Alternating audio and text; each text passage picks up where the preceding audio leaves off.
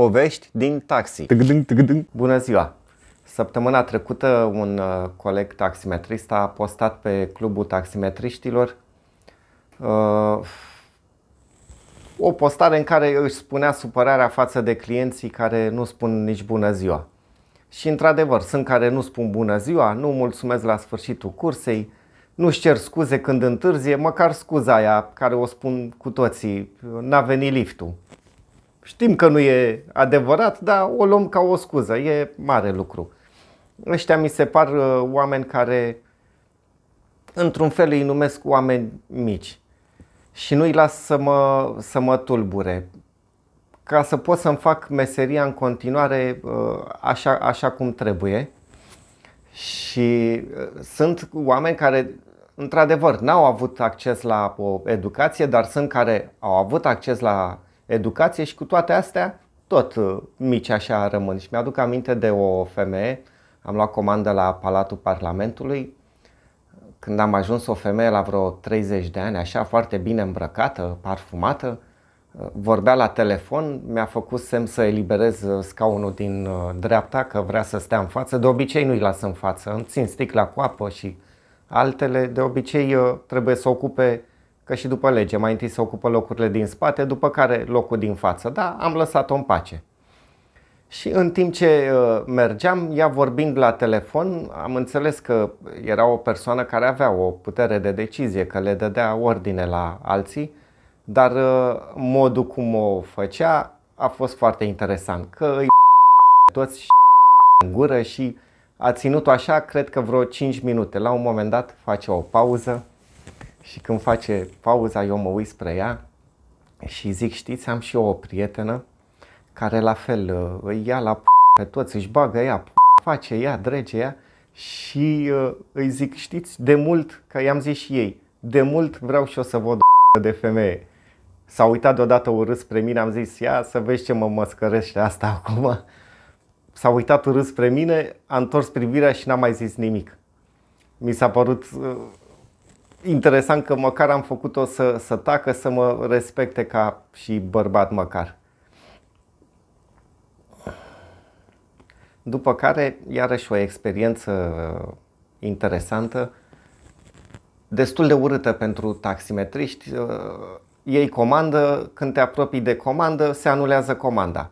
Unii sunt de înțeles, poate li s-a întâmplat ceva și nu mai pot să plece, dar am luat comandă și când m-am apropiat, băiatul respectiv tocmai anula altă comandă de taxi. M-am făcut că nu aud, l-am lăsat să urce, a urcat, bună ziua, bună ziua.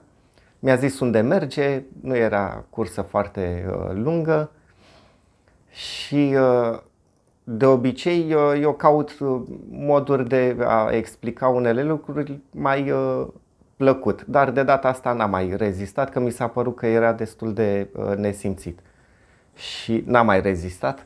Și am început și zic, mă scuzați, am rămas nervos pentru că mai devreme am luat o comandă și când mai aveam un pic să ajung la comandă, atunci a anulat comanda. Un nesimțit, și am început să înjură, la început să se înroșească, că se simțea cu musca pe căciulă.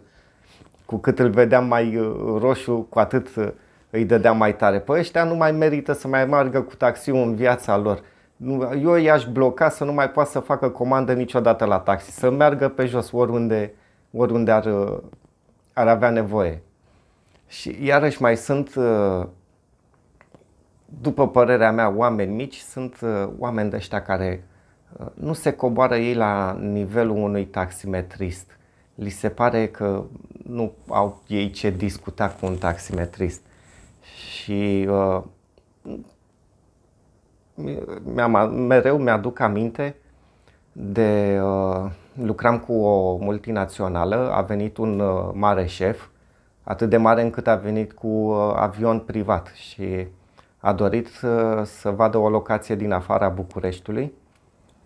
Pe drum, la un moment dat, vine, cum stătea el cu mințel pe bancheta din spate, vine spășit spre mine, își cere scuze, își cere iertare și mă roagă să dau aerul mai încet, că e prea tare pentru el și își cere scuze încă o dată.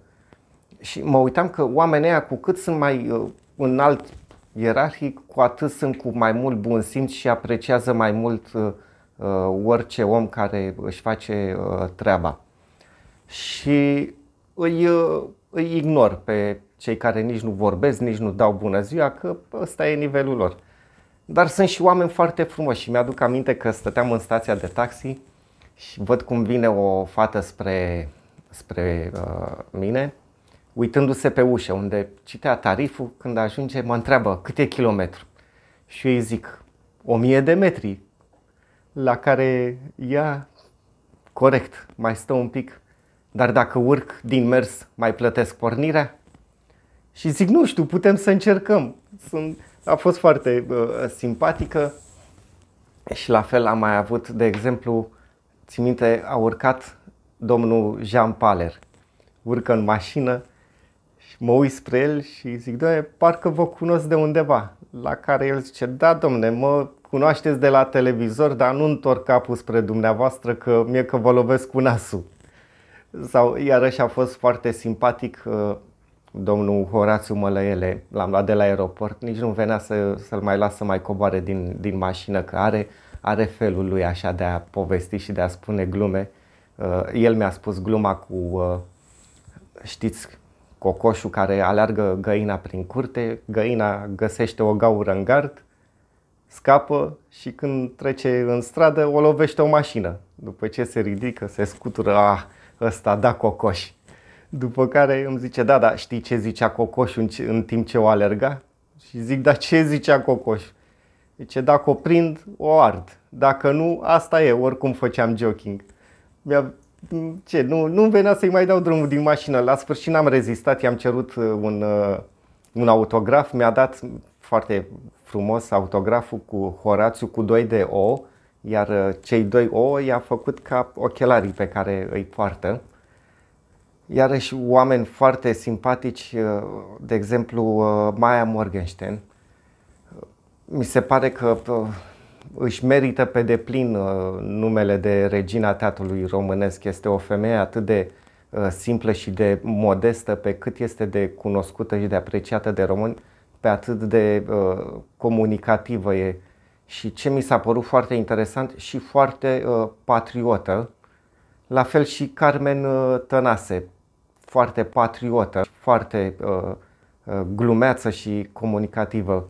Ei bine, toți oamenii ăștia ne dau starea de bine și mie cel puțin îmi dau starea de bine cât să nu-mi bat joc de meseria mea și să-mi fac treaba așa cum trebuie. Și să-i ignor pe cei care nu dau bună ziua.